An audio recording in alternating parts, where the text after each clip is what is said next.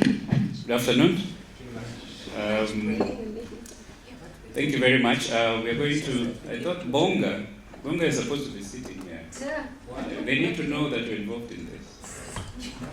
I'm involved in this. And David as well. You're listed in the book somewhere. Yeah. You're the moderator. Continue. You're the moderator. Okay. You're the chosen So one. I'm paying for the lunch. Okay, thank you. Yeah, so we considered an R1 global brain and nervous system disorders research across the lifespan, and we had a very lively discussion, culminating in a list of potential aims, and then we also looked at, for each aim, basically identifying what sort of instruments would be required to go towards the methodology, and finally identified some of the potential challenges. So this grant, the goal is about building and strengthening sustainable research capacity in LMICs. And so it looks at both disorders and what we need to do about them, but has a significant capacity building component that has to be built into it. There are many target topics that were suggested, including nervous system development, function, impairment through the lifespan. So there's a focus on following up this through the lifespan. And so some of the outcomes that were expected from this grant would be either beginning from diagnostics, but then running the entire range all the way to treatment and evidence-based policy. There were no limits on the budget, but our discussion didn't go as far as discussing the budget, but then we managed to identify certain things that would be needed for the study. I want to let Munya give the details of this. He's prepared beautiful PowerPoints, and I hope that will be useful for the discussion. Thank you. Thank you very much. So that's the title. I had a job to try and synthesize, get these things together. That will come from powerful sources. So we had a presentation from Bonga, and basically was giving us the experience that they've had with applying for a successful grant. So one of the things that I was pointed out was that we needed to be careful in choosing the appropriate grant. We also had to be wise about the budget allocation. They are people. We come from different institutions, and the salary levels are different between the low income countries and the low and medium income countries and the high income countries. So we need to be very careful about setting up the salaries and the level of effort that probably we need to be putting realistic effort. Maybe not to say that I'm going to put 100% effort maybe one of the investors will allow you just 10% effort. Also, the other important thing was to try to build on relationships that have been established already. And Punga talked about the relationship that he had with Jonathan Banks from KZN. When you want to do a research and collaborative research, for us to achieve success, we need to have maybe people that are coming from the source, especially like for this grant, it was coming from the MRC UK. For an R1, it's key to have preliminary data, and that was emphasized. And of course, you needed to choose the appropriate methods that will answer the questions that we had. So we debated quite a bit, and at the end of the day, it came up that maybe the key issue, which remains key in this region and regions in Africa, is HIV.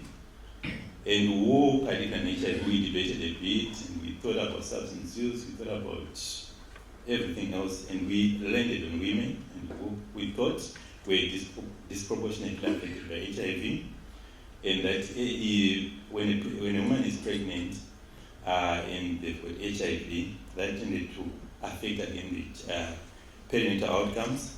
We then had, I think we had two senior researchers who've done a lot of work in trauma, so trauma was chosen.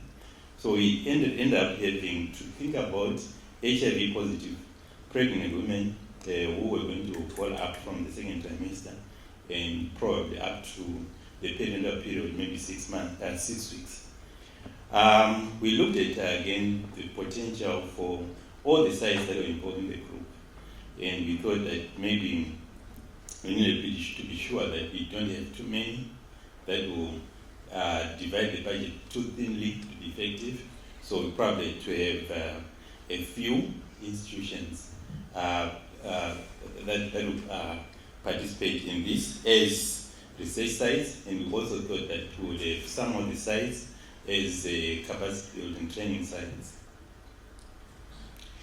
So the possible aims were just as I explained earlier on, trauma exposure among HIV positive women.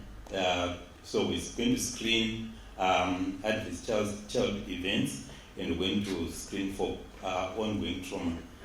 We're also going to assess for neuropsychiatric disorders in these patients, determine the perinatal outcomes, and establish a biological data repository.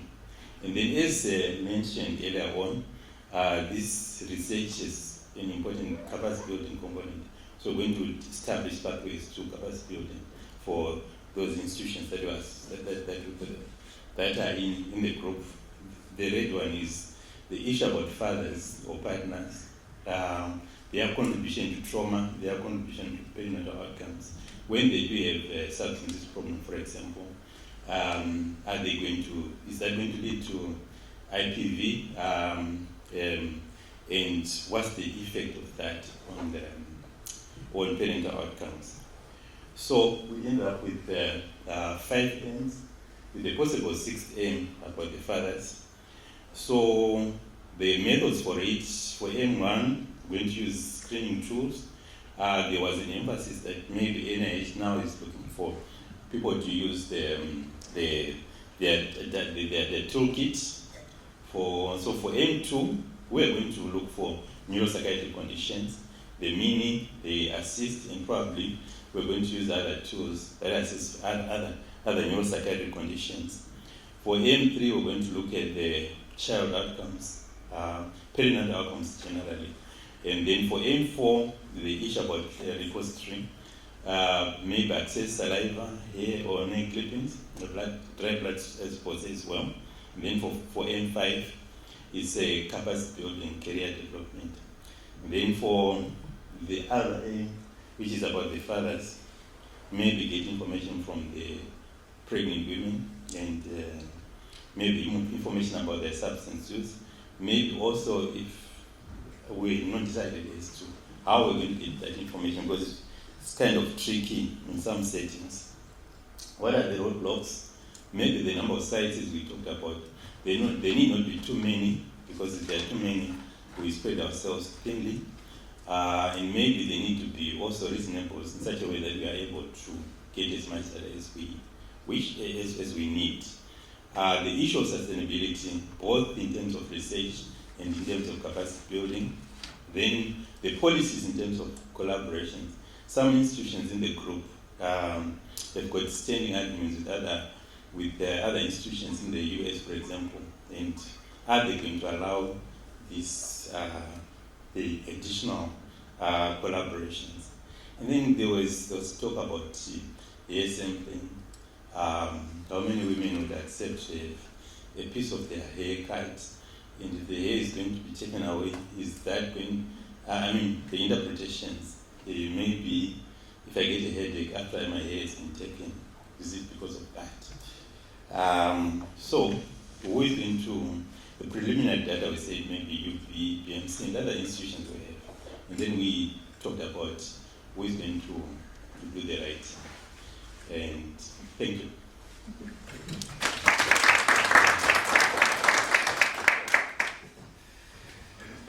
Very well done. Thank you very much. Where is the scribe? There she is. So she took notes while we were discussing. Stand up so that they can see you. And then next time they can use you as well. Thank you. You have to acknowledge that. So thank you very much.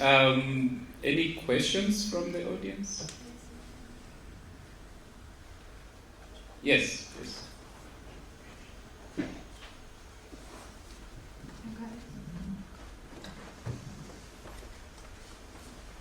Thank you. My question is about the roadblocks. I was just wondering if childcare, just in terms of recruiting the women, looking at a time frame, is it typical for women to come back, for women who are HIV positive, to come back at 6 weeks for postpartum? How are you going to be tracking them? When do women typically present for antenatal care? Is it second trimester or third trimester?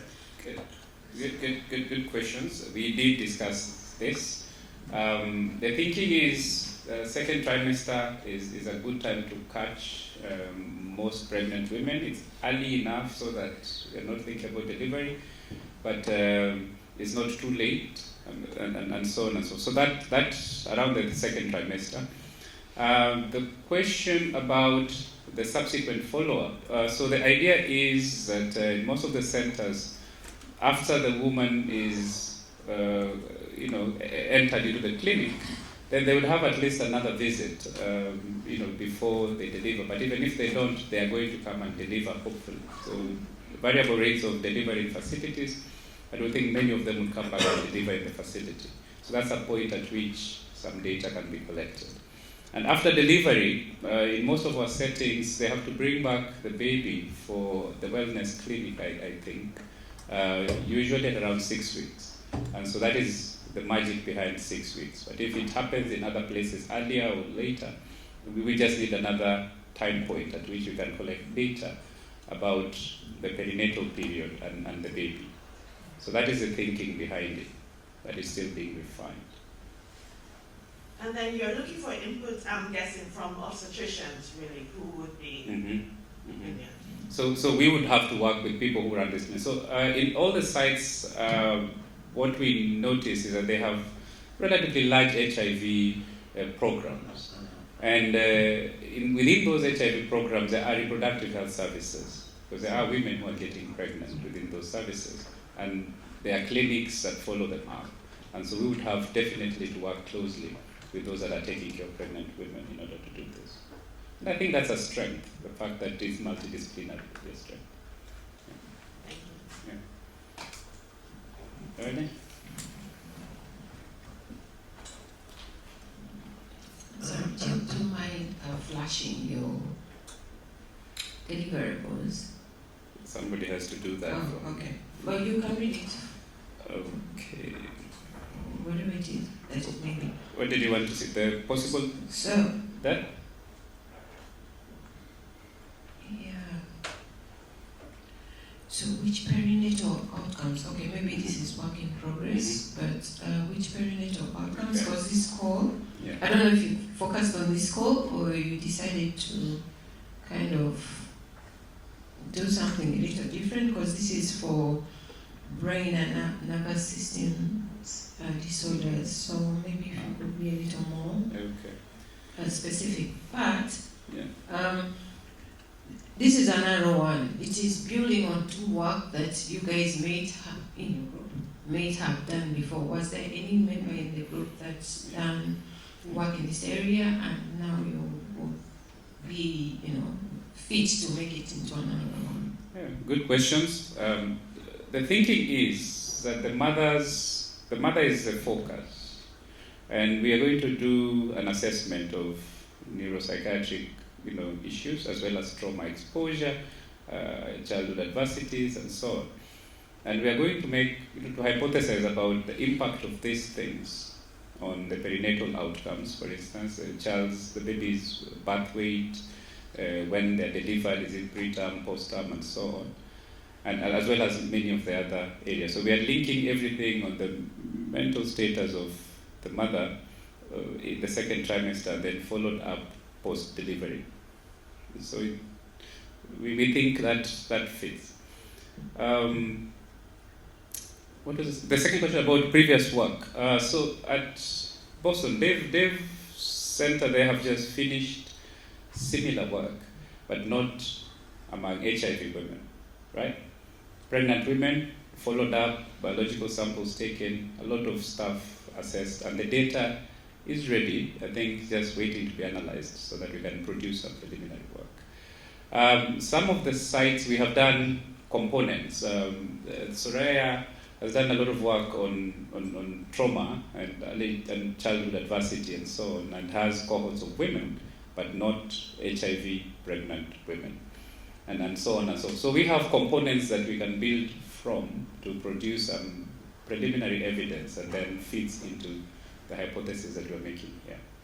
So I think it is possible, and I think Ethiopia also, there's some work going on, I think related to substance use. They have some data on substance use among HIV positive people, including women, and thinking about women in pregnancy using substances less than those who are not pregnant or other groups and so on. So there is bits and pieces of preliminary work that we can use to support this. I don't know if that's... We haven't worked? So together as a group we haven't. We have, I think, there are people who have worked together, but not on this kind of work. So this is, the challenge of putting everything together, saying we have worked together, but on other things. But then, individually, we have also worked on this topic, bits and pieces of it. And this is now an opportunity to strengthen our collaborations. And then the huge emphasis on capacity building is what then counterbalances the need to have worked together on a project like this, to say these are the strengths that BU and BMC bring on board as far as capacity building is concerned. So the strengths that Stellenbosch can bring in, UCT can bring in for capacity building, while this project provides the fulcrum around which everything revolves. Yes? You just completed a study. I'm sorry, you need... So we just completed a study at UKZN, which looked at pregnant women, HIV positive and HIV negative, and looked at their substance use and HIV and perinatal outcomes. And I think it's going to be published online next week. Yes. We were told that this has been done and it's ready. So thank you. That's more preliminary work. Thank you. Yeah. Anybody else? Yeah. So are there any findings on that? What did you learn from them? Yeah. So obviously the findings were that moms who had ACE, adverse childhood experience. Yeah. Moms who had adverse childhood experience. Is the microphone working? Is it on? It's on, you just have to keep it close to your mouth. It needs to be closer to mouth? Yeah, there So we go. moms who had adverse childhood experiences were more likely to use. Sorry. Moms who had, so moms who had adverse childhood experiences were more likely to have nicotine and alcohol use than moms who did not. And alcohol and nicotine use was more associated with preterm delivery than a normal term delivery. We also did a little bit of, we didn't do a full IPV, interpersonal violence screen, but we did do a few questions. So we just busy analyzing the IPV part, but from the ACE and the substance use and the HIV outcomes, there were significant associations. So I think it's coming out in HIV/AIDS. Dr. Bain, who our registrar, is actually the PI of the study. Great. Thank you. Yeah, and that is, so these are the components that we are, so this can justify then focusing more on the pregnant women in HIV rather than the need to be more broad. I think it's building up very well. Good. There's no other question or comment? Oh, no? All right. Members of the team, did you have questions for the audience? I think that's useful for us as well. So first, I would ask, who's interested in this? Does it sound interesting enough for us to spend time on? I see people nodding their heads. So I think, Dave, this is something that we can run with. We didn't go as far as saying who should lead it, which center should we do it in, but this is something that we will be doing going forward, and then asking people who are interested to express interest. And one of the things we have agreed is that we have to look at a few centers to do it at in order to leverage the strengths in those centers, but then the capacity building will involve many other sites. So if we're doing training, if we're doing these postdoctoral issues, we would be getting people from the other centers to benefit from the strengths within the group. And any other thing? Bonga, anything I left out? No? Dave? All right. Yes.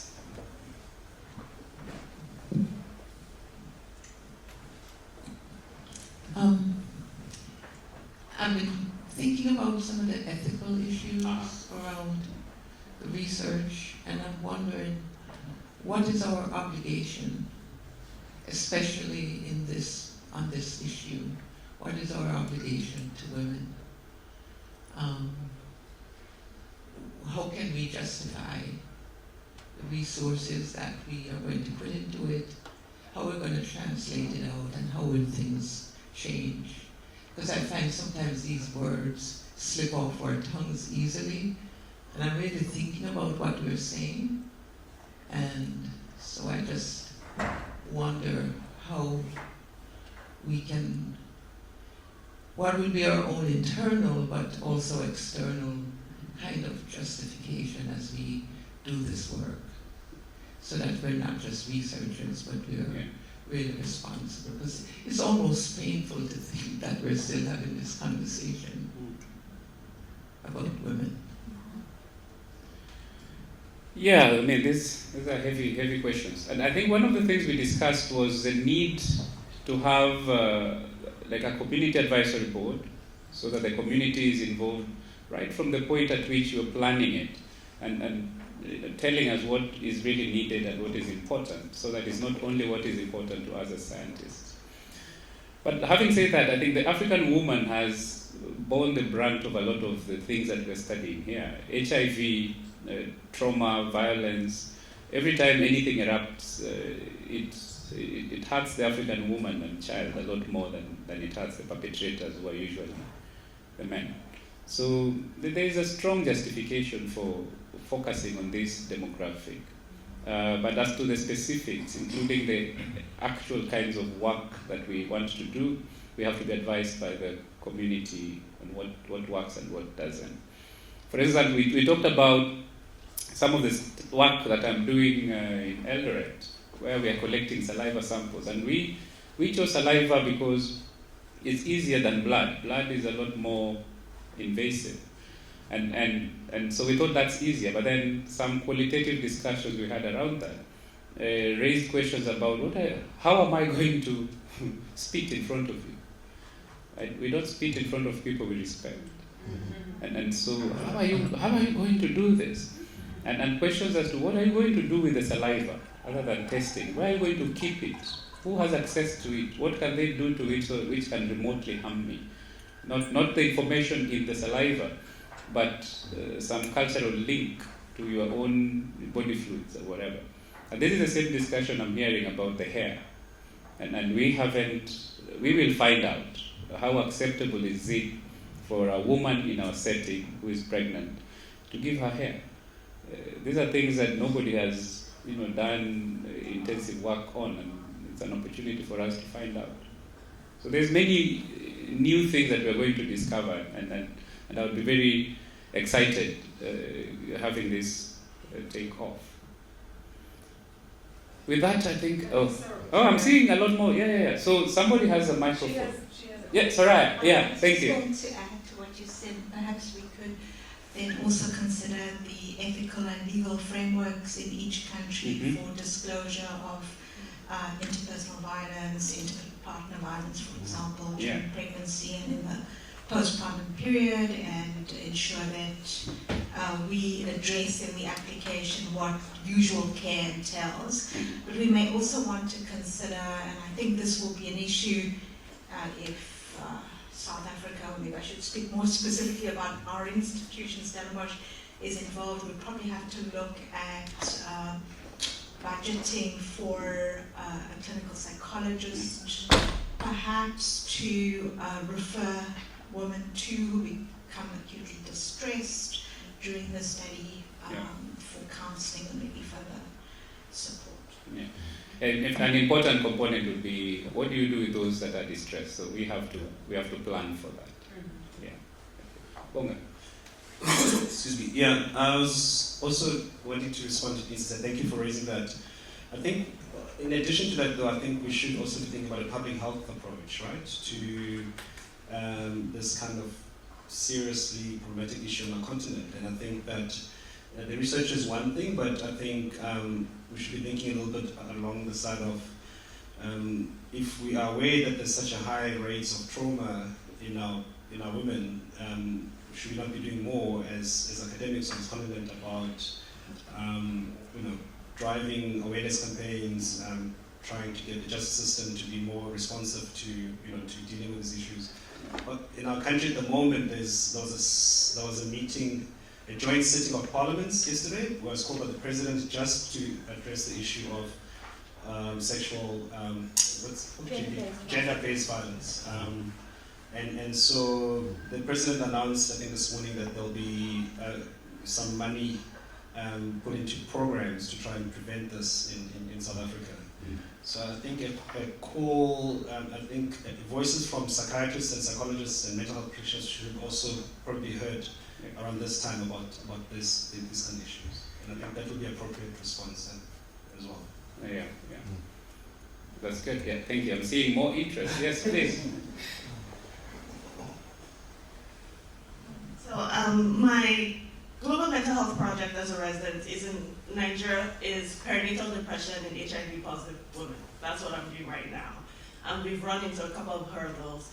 One is when we chose second trimester, but when the woman is diagnosed with HIV positive in pregnancy, she doesn't come back.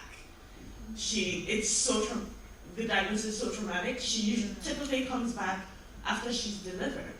And this is what we're discussing with the social workers who are seeing these women. They come back with the babies that I know I have it, but I don't want my baby to have it. So then we have to start thinking about education before testing a woman for HIV, being really important as part of our plan. The other part was the women who were diagnosed with depression, because screening of depression is not done routinely in Nigeria. They were expecting something right away. They were expecting an intervention or a treatment right away. Now you've told me this, what do I do? So we were, okay, we needed to come up with an intervention right away. What can we offer these women to make sure, one, that they come back, and two, that we haven't worsened their situation by letting them know that you have a problem, or we have a problem. So that's Thank you. So thinking along those lines, and these are the things that we struggle with quite a little. But then we decided, first, we are focusing on HIV, existing HIV services. So all the people attending this service will have been diagnosed previously to have HIV. We are not the ones doing the testing at that point. So they're attending an HIV follow-up clinic because they have been diagnosed in the past. So we are trying to get past that hurdle of it being a sudden disclosure in a woman who's pregnant and then all those issues. They're also already pregnant, so we're not testing that. We are going to a specialized clinic where they're already pregnant and they're HIV positive. A lot of the stuff has already been done. And what we are introducing is the mental health aspect of figuring out the mental state, figuring out exposure to trauma, and perhaps then following up to see how does that impact on the perinatal outcomes. So that's the kind of thinking that we have done. I think one other thing that we thought about was that there are certain biological markers that we could use to try and approximate the pre-pregnant state, like cortisol, from the hair and so on. And then we could try and approximate that, but that is up in the air and is something that we would have to think about a lot more. So So we've tried to eliminate a lot of the minds in the field by going for a population that is already attending a specialized service for HIV and they are pregnant. And then, the issue of service, we have to, as we write this grant, think about what services are available for the population that you're intervening with. And if there's no service available, I suspect that you might have an ethical obligation to start thinking about how such a service needs to be organized so that you have a place to send people who need help. So that is something that we have to think about continuously. Lovely. Thank you very much. I think we've had a good discussion. Thank you for the presentation, and thank you guys for organizing this.